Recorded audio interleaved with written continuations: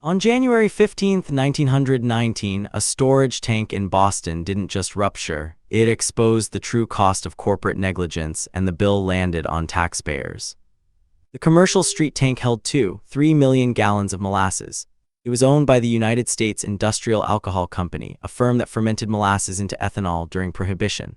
The tank had been built in 1915, and here's the trick. The company never commissioned a proper structural engineer to verify the design. They relied on in-house calculations. That decision would cost the city of Boston more than any single disaster in its history up to that point. At 12:46 p.m., the tank's riveted seams began to fail. A two-story wave of molasses moving at 35 miles per hour surged through the North End neighborhood. The impact was catastrophic. 21 people killed, 150 injured, buildings collapsed, and a neighborhood buried under 2 feet of sticky sludge. But the financial reckoning was just beginning. Here's where the accounting gets interesting. The city had to pay for immediate cleanup, removing molasses from streets, buildings, docks, but the real costs weren't visible. They were hidden in lawsuits, property damage claims, lost business revenue, and the labor required to restore the neighborhood. Who actually paid? That's the question that splits the bill. The United States Industrial Alcohol Company faced roughly 119 separate lawsuits. The total settlement reached approximately $300,000 in 1920, equivalent to about $4 million today. But that wasn't the company's only expense. They paid for tank reconstruction, legal fees, and lost product, yet they never went bankrupt. Why? Because the real cost was distributed to people who had no role in the decision. The city of Boston bore the cleanup labor, thousands of hours of municipal work at taxpayer expense. Residents lost property value in a neighborhood that was now synonymous with disaster. Small businesses that depended on the North End market lost customers for months. Insurance companies paid out claims, then raised premiums across the state. The cost multiplied outward.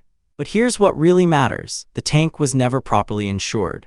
The company had underestimated the liability risk because they'd never had an independent engineer assess the design. And here's the trick. There was no regulatory requirement for them to do so.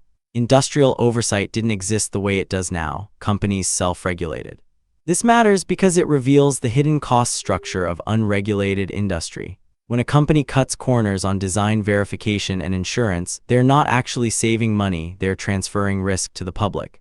The public bears the cost when disaster strikes, but the company's quarterly balance sheet looks healthier. Let's follow the actual money flow. The company paid $300,000 in settlements, but the city spent roughly $200,000 on cleanup and recovery, separate from the settlement. That's already $500,000 in direct costs. Then add lost tax revenue from the neighborhood for years afterward. Add the cost of health problems from exposure to molasses fermentation byproducts. Insurance premiums for industrial facilities across New England jumped. Companies that had nothing to do with molasses suddenly paid more because risk models changed.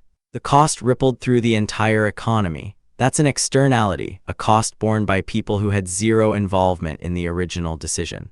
The legal battle also took years to resolve. Families of the deceased waited for compensation. Business owners rebuilt from nothing. The city's budget was strained for a decade, and here's the trick. The company that caused the disaster, they resumed operations. They paid a fine relative to their revenue and moved on. This disaster changed regulatory thinking in America. It wasn't the only catalyst, but it was significant. States began requiring structural engineering certifications. Inspection regimes emerged. Liability insurance became mandatory. Companies could no longer simply self-regulate and transfer all risk to the public, but that change took years.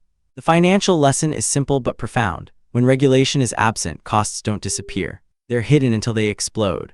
A company that avoids spending $50,000 on proper engineering verification doesn't save money, it gambles that nothing will go wrong. If the gamble fails, the public pays multiples of what proper oversight would have cost. The true total cost of the 1919 molasses flood, settlements, cleanup, lost tax revenue, health impacts, regulatory changes, insurance increases, likely exceeded $1 million in 1920s dollars. That's roughly $18 million in today's money, for a tank that could have been properly engineered for a fraction of that cost. So who actually paid? The workers who died, the families who lost them, the residents who lost homes and businesses, the city whose budget was strained for years, the taxpayers who funded recovery, the insurance customers who paid higher premiums, everyone except the company that made the cost-cutting decision in the first place. That's the hidden cost of unregulated industry. It's not that companies are necessarily evil, it's that without oversight, the incentive structure is broken. A company saves $50,000 today. The public pays $18 million tomorrow, and the company, having paid a settlement, moves forward while the neighborhood rebuilds.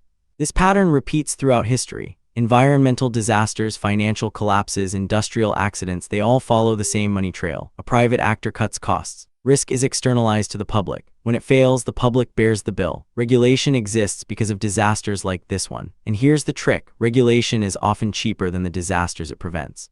The 1919 Molasses Flood wasn't just a disaster. It was a lesson in economics, one written in molasses on the streets of Boston. It showed that you can't actually eliminate costs. You can only choose who pays them, and if you're not careful, the choice gets made for you. The question isn't whether regulation is expensive, it's whether you'd rather pay for prevention or disaster. This video is for educational and informational purposes only and is not financial advice. Always do your own research. Subscribe to follow the money through history's biggest business failures and hidden costs, because understanding how disasters happen is the only way to see them coming. This video is for educational and informational purposes only and is not financial advice. Always do your own research.